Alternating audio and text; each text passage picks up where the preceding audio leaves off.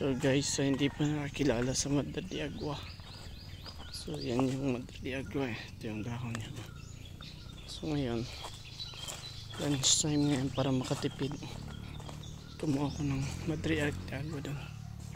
So itong gagamitin namin para pang lunch. Tsaka kunting feeds lang nalagay. Madre de Agua. So tara, kain tayo. So guys, tips pala to para sa makatipid. Ito, Madre de Agua, pakain ito. Parang nyo guys ha. Madre de Agua yan. Tsaka din dito din guys ha, Madre de Agua. Yan.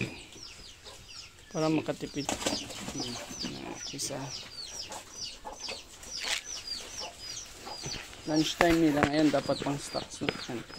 Pero tumaas na yung pagkain, mabilihin, so kailangan natin ng remedy. So lagyan natin ng cotton feeds yan.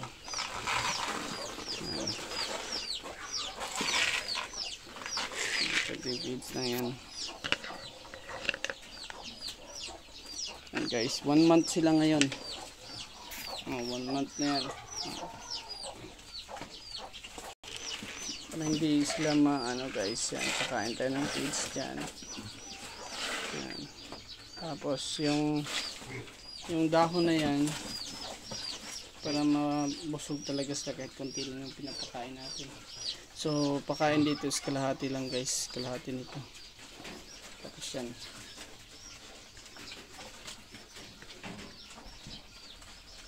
So mamaya guys, ubos na yan. Ito din guys, gagawin ko tong inahin. Yan sa likod nila, ano yan, lamok, kagat ng lamok. Yan, naglalagay ako ng dito sa itlog.